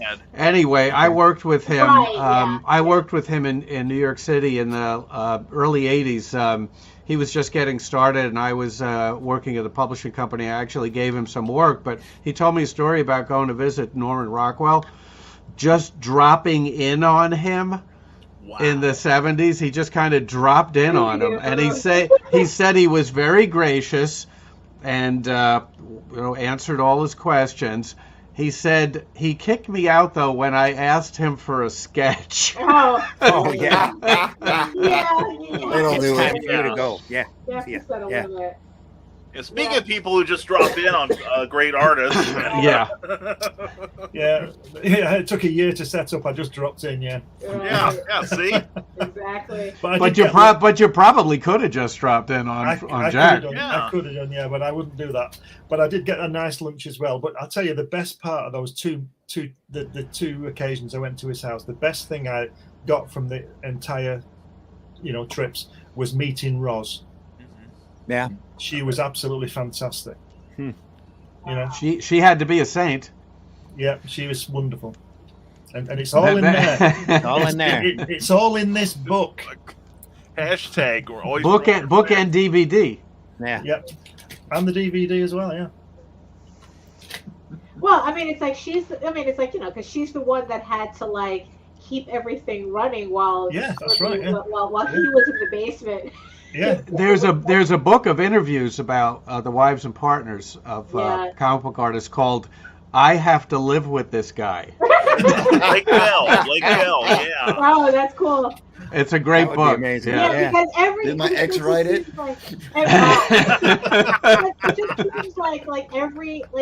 It's like really, it's like behind every great artist is the wife that's keeping it all together for him. Oh. You know, it's like usually if they're not, I mean, because every like I know that Joe Lisner's wife, you know, like handles everything. Adam Hughes' wife, I think she's a notorious attack manager. Yeah. Ellie Frazetta handled all of Frank's business. Right. It's like, you know, I think Arthur Adams too, his wife handles, you know, everything. I mean, it's like, it's just, I just think that it's nice to see that type of dynamic as opposed to like, you know, how do I get them to stop? Right. Yeah. The other great quote is, I hope when I die that my wife gets for my comics what they're worth, not what I told her I paid for them. Oh. Oh yeah. I've already told my kids. I pointed out a couple of books. You see that book? No, sell that for at least 300. You know, right. That kind of thing. You see this volume? Boom. Yeah, that could Nobody be 600 next. anymore. That could be 600 next month. Yeah. I've already arranged for one of my friends who is a comic broker to take care of my collection. Yeah. Before the day when I pass, I almost said should I pass, but I'm being optimistic. Wow. Not to get morose or anything. Yeah. No, not us. Folks out there, if you ever get a chance to see a museum exhibit of original art, be it comic art or whatever, make sure you go. Yes. Museums have a hard enough time surviving, but the more you go to displays of comic art or cover art or whatever, I know Eastern Michigan University here used to put on a large display every year, and that was really fun. It's great seeing a Justice League cover where they had to go through and repaste all of the heads.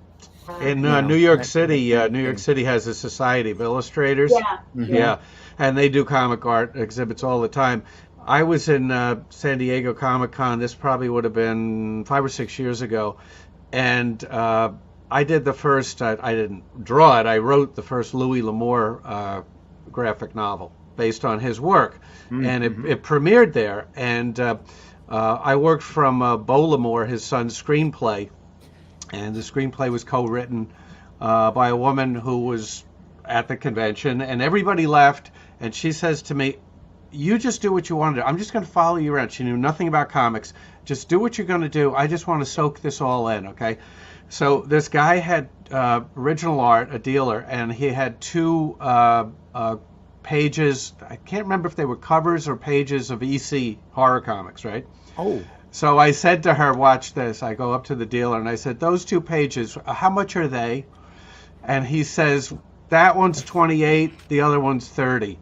And I said, okay, thank you. We're walking away, and I said to her very casually, I said to her, that's 28 and 30,000. And she stops dead in her tracks, grabs me by the arm, and drags me back there and says, those 2, that's 28,000 and 30,000. I said, yeah. And she says, why? And I said, because probably somebody will pay that. And the 6 of us are saying here going, yeah, that sounds about right. Yeah. I mean, that's the thing. You walk into a museum and you see a Rembrandt and nobody questions that it's like, oh, this is a $20 million painting. Like, for some reason, they can understand that. Yeah. But if you like point to a Richard Corbin painting and say, okay, this is 20,000, and then all of a sudden, why? Yeah. Why is that 20,000? Like all of a sudden they stop understanding, you know, that art really does have a value, and it depends on the artist. And there was such a long time that the disposable media's artwork was considered disposable. Right. You know, original comic art was nothing. There's a big resurgence now for pulp magazine cover paintings. I saw them last week. It's incredibly rare to find any because they just threw them out. Yeah. Right. They didn't think they would be worth anything, and some of those paintings are I've got coffee table books full of oh my god, there was a pulp cover paintings that are phenomenal, just beautiful artwork. There was a documentary, 2000 AD, I think, Aftershock or something. Yeah. Right, and one of the artists was talking about how, like, in the offices they would have so much original artwork, they would use them to stop leaking. Yes. Yeah, they would throw them on the floor to soak up water. And wipe their feet. I mean, it's like I lost a box of books from, and I was like practically crying here, because of stupid flood in this corner, and they're throwing original artwork on the floor like they're freaking bouncy towels. I think I told you all a few months ago. A friend of mine was told that IPC, who used to publish, I think they used to publish 2000 AD, I'm not sure. They were a comics publisher, and they were moving premises, and he was told that they were throwing all this artwork into this skip. So he went down, and he lived in Birmingham, so he had to go down to London to do this. And there's a skip there with all this artwork in, and he said to this guy, "What's happening with that?" And he said, "It's obviously in the skip, it's going to the tip." He said, "Well, can I take what I want?" And he said, "Yeah." And he took all this artwork, and he went down into the archive, down in the cellar where they kept this stuff, and he stubbed his toe on a piece of card that was folded up, that was jamming open the door. So he bent down and picked it up, and he unfolded it, and it was an original Eagle by Dan Dare by Frank Hampson from the 50s. Oh my goodness! And somebody literally folded it and shoved it under the door to stop it closing. Right. So that was the first one he got. It's damaged, but he's got it. Right. And we had a magazine in the 70s called Looking, and it had David Cassidy on the front and David Essex and Bay City Rollers, all hand painted, and he's got all this fantastic artwork by these Spanish artists that are literally portraits of these guys, of David Bowie and all these people, Ziggy Stardust, that kind of time, Mark Bolan, all that kind of time, and he's got all these fantastic pieces of artwork, and he just got them out of this skip. They were just throwing this stuff in their big skip, as big as an SUV, just throwing it in. For us here in the States, that would be a dumpster. A dumpster. And the tip is the dump. Glenn needs subtitles. Now do you understand, people? Now do you understand? And that guy's probably got millions of dollars worth of art in his possession now. Just the thought, because he rescued it out of the dumpster. Original artwork. A lot of art was stolen from Marvel. Carol Kalish, who worked for Marvel in publicity, she died very young. Yes, she did. I met with her in the early 80s, and she was telling me stories about how they were just storing these stacks of art next to a rear exit elevator. Yeah. I mean, they would just, and so somebody would be leaving for the day, and they would just grab a handful of art, probably a lot of Jack Kirby, Steve Ditko, and just leave with it. Right. Well, someone had mentioned the last show that they were giving them away to everybody who showed up at the open. Oh yeah. A little door prize. Hey kid, here's a piece of original art. Take that home. I remember reading somewhere. That in a comic book. Yeah. I remember reading somewhere. I don't know. I can't verify this, but I remember reading somewhere that they were giving away original Steve Ditko Spider-Man artwork to some Japanese company that were doing some animation deal or something, and they were giving away Spider-Man #2 to get the deal And DC was no better. They used to give away pieces of artwork when they were doing tours to all the kids. They hired Marv Wolfman and Len Wein originally to cut up the panels, or to cut up the pages, rather, I should say, go through the gutters. And, just so no one would bootleg the books. And also, what was the other one? And Julie Schwartz used to give away entire stories. I think it was Jerry Bales or Roy Thomas got the entire issue of Flash 123, The Flash of Two Worlds, because they wrote a letter that got printed in one of the letter columns. Wow. Yeah. Wow. I mean, this is the type of thing that Neil Adams really rallied against. Yes. It never, because it's just funny. It never occurred to any of these companies to return the artwork to the artists that did them. No. And it's and Neil Adams was like, no, we're going to change this. This was the this was the same. Used to steal his artwork back. Yeah, this was the thing with the Kirby stuff, wasn't it? That where the company apparently didn't rate it, but they wouldn't give it him back. Yeah. Oh, yeah. And when they eventually gave it back, they gave him back, I don't know, what, 5% of what he drew? Yeah. I think he got 2,500 pages out of a £40,000 stack or something. A 40,000 stack. Is it an urban legend, or did somebody actually donate the artwork for Amazing Fantasy 15 to the Smithsonian? I think they did. I think that's It's true. Yeah, it is true. I thought they did. Yeah, it is there. Yeah. Well, if anyone was going to have it, it's the Smithsonian. Well, you give it to them in order to preserve it. Yeah. Like, holy crap. I mean, because the odd thing about Steve Ditko, he'd just use it for a cutting board, wouldn't he? He would have shredded it, from what I understand. Yeah. Well, you see that? I mean, I guess in the end, that's the irony of it too. That it's like that. Maybe like the art. Sometimes the artists are no more respected of their own artwork. Yeah. They don't respect their own artwork any more than these companies. Well, there's a large portion of artwork any artist is ashamed to see. Well, that's true. Because they've learned so much since they did that piece. Yeah, and also it's like when when you're doing commercial art, sometimes it's like it's really easy to disconnect from it. Oh yeah. So it's like it's complicated. Let's just say that it's complicated.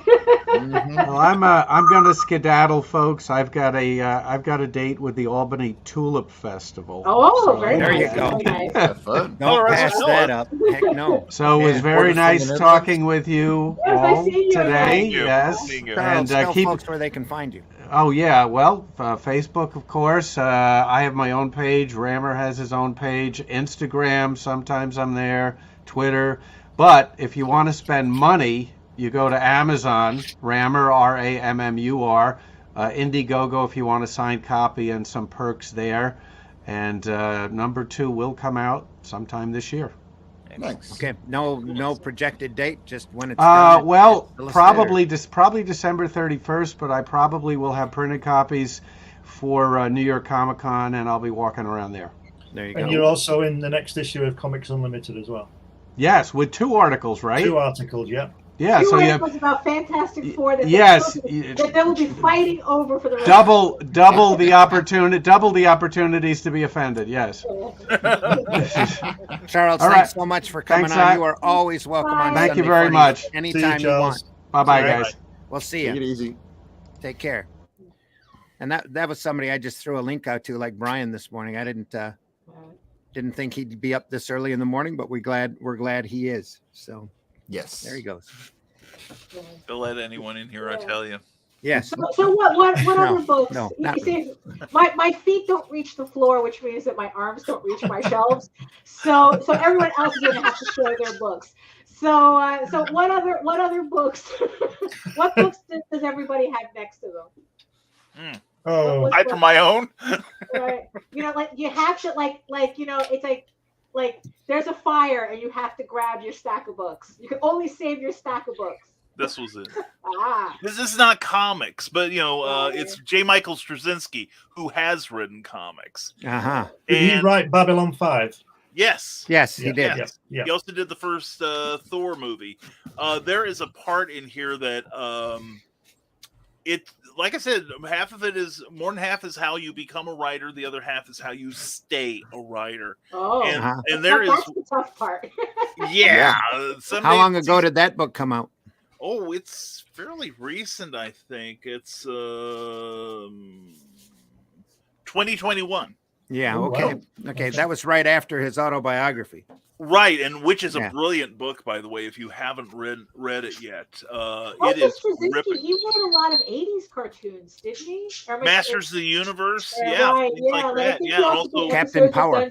Captain Power, also Murder, She Wrote. Yeah. Right. But there is a section in here that I read. That's why if you ever get a chance to sit and watch Babylon 5 on HBO Max, sit there at the start and just run through it, and you'd be shocked. Because it eventually it becomes like you turn the episode on and the episode's ending. You're like, what the heck? And time will pass you wouldn't believe. It's just that entertaining. Use it with good on there we go. Alan Lee. There we go. Yeah. There's one part such a nice one. Oh yeah. Go ahead, Brian. Well, I'm sorry, Mike, Jimmy. No, go ahead. Oh, well, there's a passage in here I think everyone needs to hear. I read this when I get depressed. Oh, okay. And things don't go well. It talks about writers being architects building cathedrals out of words that will outlast entire civilizations. The Roman Empire is gone, but Virgil remains. The Third Reich, backed up by the mightiest war machine in human history, lies shattered in the dustbin of history, but the soft words of Anne Frank persist. Oof. Yeah. What we do outlives us. Right. And, that's something to remember, that we are not just creating fluff that can be read right now and easily forgotten and disposed, that somewhere your words, what you draw, what you do are going to mean something to somebody, and you never know. It may mean something to a lot of somebody's down the road. Yeah. Well, that's why I keep bothering Randy that he has to do his anniversary compilation. I agree. I seriously agree. An with omnibus that. eventually, yeah. Yeah. Yes, please. I have a couple of other things on the bucket list that have to get done first, like the book I'm working on now and the History of Comics book that I that's another was one, working on before. Maybe And that one. so I went back. I was looking at that artwork the other day and going, man, I got to get back up on that book. So yes, you do. I think that's the trippiest. That has to be the trippiest part of what we do, is realizing, is coming across the people that go like, your stuff meant something, or your stuff means something, and I'm like going, really? It still amazes me to this day that I'm at a convention, somebody comes up and talks about how great Anniversary was, and I'm like, okay. Thanks. Now, I don't know if you caught one of the RAGIN episodes from before when I was showing off a lot of my artwork from like the 8th grade or something. Yes. And I show off sketches that dollars for dimes, they're based on Anniversary. Yeah, you had a gore illustration, the zebra corn character that we have. Yeah. It's like I know that. Because I know that this particular piece, I know for a fact I took from Anniversary. Yeah, because it was just so good, I had to use it, and it's like it was a whole bunch of them. So you don't see a lot of zebra corns out there. You don't. The earliest artwork of mine that I have is when I was, I think I was 12, and it's a drawing of a lunar module and all that kind of stuff, because all that was going on then. Mm-hmm. And then I've shown them before, I've got some comic books that I created in 1969. I've still got those, and there's about 10 of those, I think, and they're all written and drawn by me, and they're all coloured with the biro and this kind of thing. They look at them, and they're not really that bad, really. You look at some stuff even today, but it's just great having this old stuff. But I do wish that I had some earlier stuff, real early stuff. But like we said before, artwork is just throwaway, and certainly when you're 6, you don't think about anything.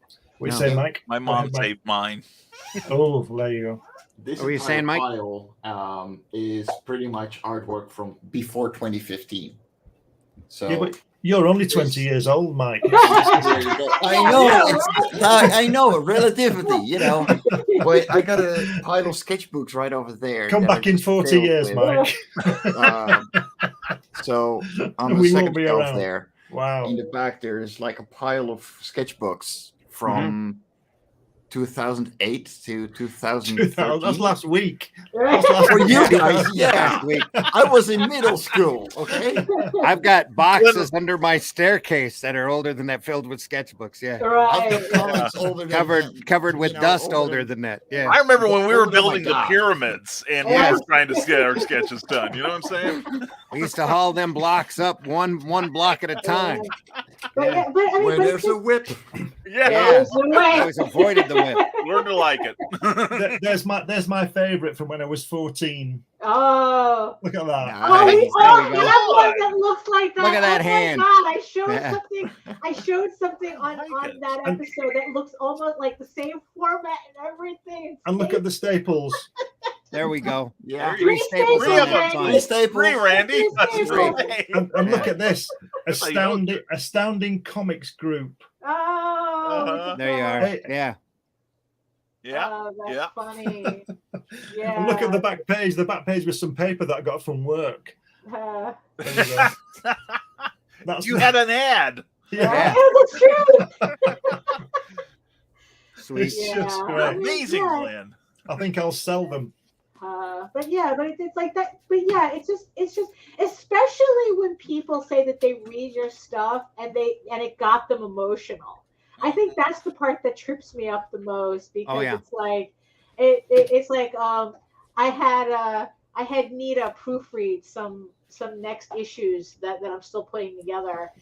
And because I just did the Kickstarter for issue 4 of Eager Raven, so she's already read 5, 6, and 7 because she's proofreading it for me. And at the very end, Nita just goes, "Fuck you, Daphne! Fuck you! You had to do what you had to do. Fuck you!" You know, and I go, "Well, that's the story. What can I tell you? What can I say?" You know, it's like that my story was intense enough that she got mad at me, and it's like, okay, I'll take it. Wow. Hang on, Mike, Jimmy. Let me blow that up. Great. Nice. There we are. Oh, that's sweet. Yeah. Holy cats. Look at those eyes. Fantastic. 2014. Oh, last week. Yeah, last week. Yeah, really. Oh, that was 2 weeks ago. Come on. Yeah, I had a guy contact me a couple of years ago, and he bought my first book, which is about World Cup football, or soccer to you guys. Mm-hmm. And I have a quote in there in my foreword, and he liked the quote so much, that I'd written. He liked it so much, he asked me if he could put it as the basis of his book, and he wrote a book around it. And he sent me a copy of it. How good is that? The quote was something like, "It's all about the shirt number, the number 10 shirt, and it's the players who've worn that shirt." And I put in the foreword something like number 10, a magical number for a magical player for a magical game. And he wrote a book about it. He wrote a book around it. 2012. There we are. Beautiful. Brilliant. Yep. Are these were you just sketching, or is this for class or something? No, this is just sketching. It's just sketching. Okay. These are literally most of them are really simple, quick lines, really bad, quick sketches. And then once in a while, I come around and do something decent. Sure don't worry, we all still feel that way. Yeah. 1991. Ooh. Yeah. Wow. Yeah. Imposter syndrome runs rampant through our community. Oh yeah. Yeah. I recently found a cartoon strip that I drew at a place I started working in 1974 when I first got into this graphics thing. And there's 4 or 5 pages of the people in the studio. I did a cartoon strip of the people in the studio, and I remember them all being a bit pissed off because they're a bit to the point, And I found it a few weeks ago in an old sketchbook. There you go. And there it is, 50 years on, and it's just great. And all the memories that come back, because obviously I'd forgotten about it, and then I found it in this book, and the memories that come back of all the people that I work with, and all the little stories that come in your head, and all this kind of thing. And I can understand why they're upset, but I don't care, because I wasn't lying when I did this cartoon strip. I'm going to poke at everybody, There you go. Being the nice guy that I am, Can I address Chris real quick? No, my mom didn't put me on timeout. I always drew at school. Oh my goodness, I've neglected the chat so badly. It's not even funny. I think they neglected us too. They had their own show going on. Yeah, I'm gonna have to go back and read it now. Holy crap! Yeah. There is a lot. Thanks for reminding me, Mike, Jimmy. Yeah, there's a lot going on. Look, I was seeing everybody in the chat. I appreciate everybody in the chat. Thank you for your engagement. We see you. We're noticing you. We just didn't get a chance to put it up on screen. We've been talking. Yeah, we've been talking. I forgot all. I'm sorry, guys. I'm glad you're here. I really am. It's like, look, shout out to Frog G, to Sugar is in there, Will's in there, Nita's in there, the Ninja's in there. Yeah, Nicholas is there. Yeah, the Ninja is there. Russ is in there. Pops, hey Pops, Grant. Russ, I sent you a link. You're welcome on anytime. You're probably busy though. We see you. We see you there. We have an anonymous Facebook user. That was Keisha Acuff. I recognize. Oh, there you go. Hello. Genuine Comics, Dave. Hope you're doing well. Nicholas says hi, Dave. Bristolian in the house. Yeah. Yeah, that's it. They're all just saying hello and spreading links. That's cool. There you go. Yeah, I think that you're all being the beautiful people that that we love you guys being in the chat. So you were talking so little relatively that we knew we had you enamored. Yes, exactly. So, are you entertained? Yes. If not, they're entertaining themselves pretty good here. There you go. Yeah. Yeah. Oh, and Nita, by the way, I know you're still mad at me. I'm laying out issue 8 right now. You're still going to be mad at me. Keep up the good work. The hotel scenes from Superman 2 were filmed there in the Poconos. Yeah, that's right. Cool.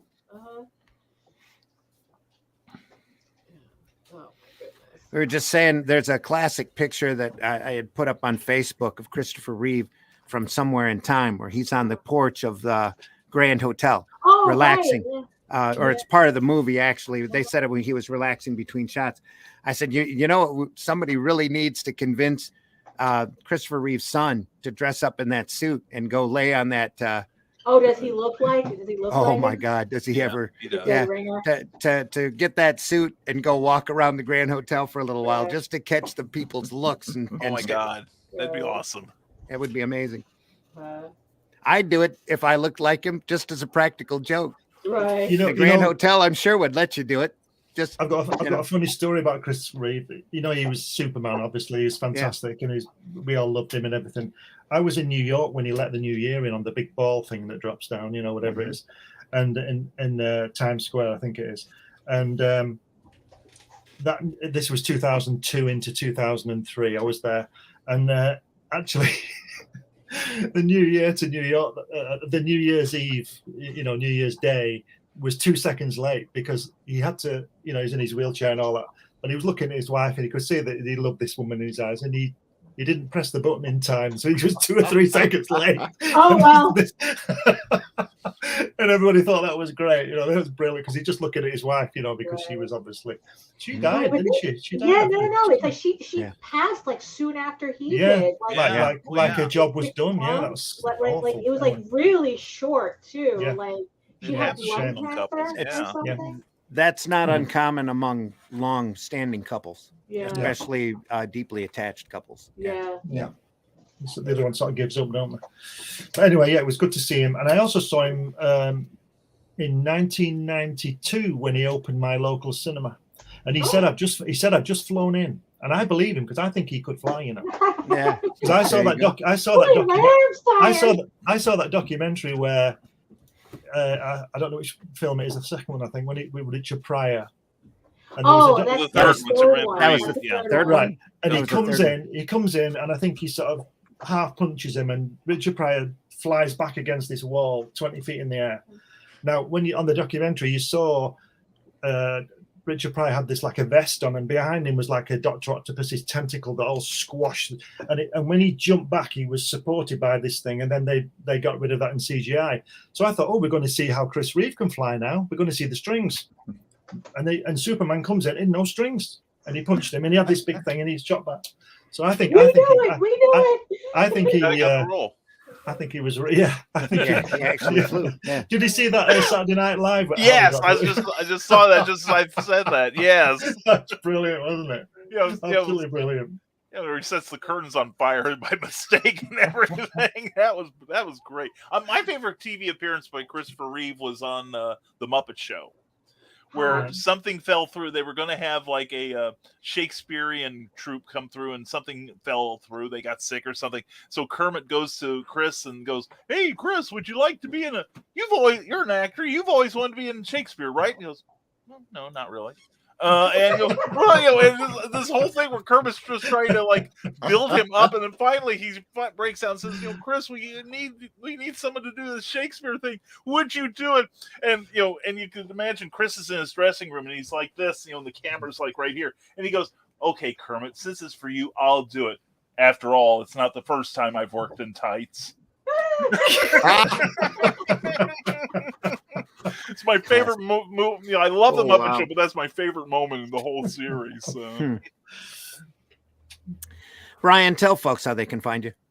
Mostly just go here, risingtide.pub, and you can find me there. It has links to my broadcasting and my publications. No pictures of this yet, but you never know. I'll have to talk to my webmaster about it. Not that I'm proud of it or anything. Right. And otherwise, I'm all around the airwaves, all around the interwebs. barging in other people's shows and hosting a few of my own. But please come see us. We'd love to talk to you. Plus, I'm also doing shows. You can sign up for my monthly newsletter there. I've got something happening next week in Carbondale, Illinois. We've got a pulp appearance in June in Ohio. So if you want to follow my travels and see me there, go to risingtide.pub. Thank you very much, Randy, and I love hanging out with you guys. Oh, you're always welcome on, Brian. Absolutely. Where in Ohio are you going to be and what time in June? Oh, my notes are in the other room. Sorry to put you on the spot. No. It's the second Sunday in June. It is a pulp show in I think it's Clear Lake, Ohio, just outside of Cleveland. Yeah, that would be, it's gonna be June 12th. June 12th. Thank you, Mike, and appreciate that. And I'm going to be there with Charles F. Millhouse, who won virtually all the other awards that night, and also Jim Beard, who's written for various comic book companies too, and John C. Bruning, another great pulp writer. And please come see us. Creators Outlet says I can dress up as Uncle Marvel. Well, Brian has in the past. Yeah. Yes, I was going to say I've cosplayed. George Perez, and you were posing with George Perez, weren't you? Yes, I was. Yeah. I can look for that while the next person talks. Glenn, tell folks how they can find you. Yeah, you can find me on usual places: Facebook, Twitter, Instagram. You can find all my books and magazines on Amazon, and you can also listen to my drivel again on Thursdays on the Comics Unlimited podcast with Ted Davis over on Ted Davis Artistry, and that's on Thursdays at 10 a.m. EST and 3 p.m. GMT, and other podcasts occasionally. Yeah, Sundays. I didn't know you were down here, dear. Nope. Bubble machine battery blew up. Oh, well, step into the curtain and say hello to people. No? All right. I can. You gotta get the bubble machine fixed. It's the daughter. Hello. All right. Anyway, Mike Jimmy, tell folks how they can find you. You can find pretty much everything about me on my Linktree /Fairies and Ents. And on Sketchy Saturdays here on the Raging 2 Broadcast Network, where at 10 a.m. Eastern, Marvy and I are going to spend 2 hours drawing and doing all kinds of things and interviewing people. There we go. Daphne, tell folks how they can find you. You can head on over to my main portfolio site, egoworks.com, EGOWRKS. Where you can find links to all of my galleries and social media sites, but I mostly post to Facebook if you're interested in seeing sketches and current work in progress and all that fun stuff. You can also catch me on my YouTube channel at Daphne Lage Art, Lage, and the Raging 2 Network, of course, for more videos and semi-weekly art live streams. When I can remember to do the Wednesday ones, especially. Oh, there we go. Yeah, I knew that explicitly. Yeah.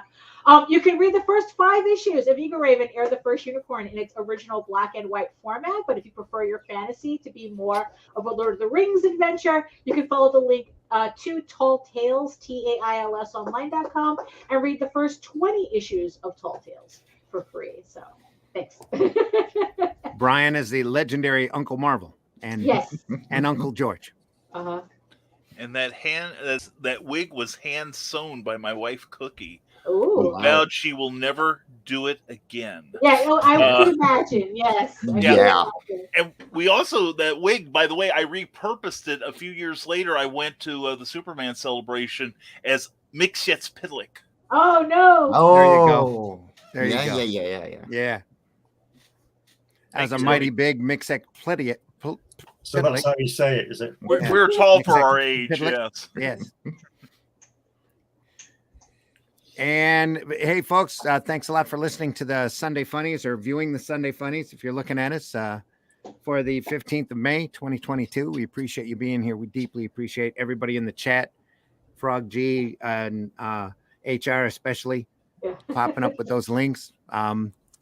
Thank you. You can find me on Facebook. You can find me back on, not sure if I'm going to be on Tuesday on Dispatches from Outside the Box, but I will definitely be doing the Zimcast on Wednesday night at 9 p.m. here on the Raging 2 Network. Somebody just messaged me. Okay. Anyway. Okay. Thank you. But other than that, we'll be back here again on Sunday morning at 9 a.m. We'll see who I can roust out of bed or interrupt their afternoon to jump in and talk about what we love, those great comics that we had. We had want to thank Charles Santino for stopping by, very much so. Yeah. And thanks, Brian, again for stopping by. Glenn, Mike, Jimmy, always welcome on. Daphne, thanks again. And we'll see everybody soon. Actually, we have 2 minutes left, so hey, we're gonna. Well, 2 minutes left. Don't forget to go and get this from Indiegogo on demand. There we are. It's the best. It's the best edited book you'll ever get. Award-winning This guy books. did it. He's right, you know. Award-winning editor. Yeah. There we go. Yes. And you get a DVD of me talking to Jack Kirby in his studio. How good is that? I didn't edit that though, but get it anyway. There's not a whole lot of Jack Kirby audio out there, so you want to and visual. And visual, especially. Yeah. It's a great book. So you definitely want to catch that. All right, folks, we are out of here. We will see everybody soon. If you want anything of my work, I think about the only thing accessible right now is over on Amazon. I've got a War of the Worlds book over there I don't talk about enough from Caliber Press. I'm very happy with the writing on that. It's very pulpy. It's a very straightforward story about how the Martians invade 100 years later. Pardon? Did Brian edit it? No. Get it anyway. Get it anyway. I believe Chester Jacques and one of the Pruitt boys ended up editing that, which was basically like, thanks for the script. We're sending it on. So. I don't get editors very often, but they were incredibly easy ones to work with. So Brian was a nightmare. I mean, he was great. Brian was great. Hey, you want a mean editor? You got to get the one I had for one of my latest books. It was my wife. There you go. The publisher asked her, said, Brian has a story in here. Do you mind telling him how to how to write his stuff? And after the laughter subsided, she said yes to the gig. So yeah. There's the editor, and then there's the editor's wife. Yeah. Mine's my proofreader, and it's so great. Yeah. So many spelling mistakes, so little time. Yeah, that's for sure. Yeah. Can't nobody tell me nothing. Well, Anyway. we expect to spell correctly. We at least expect. Right, everybody. We'll see you soon. Take care. We're going out the same way we came in. See ya. Make sure you buy those alternative and independent comics, as Daphne would say, especially ours. Buy independent comics, especially ours. Make sure you leave this industry in better shape than what you found it. Which won't be too difficult. Well. Yeah. Here we go. See.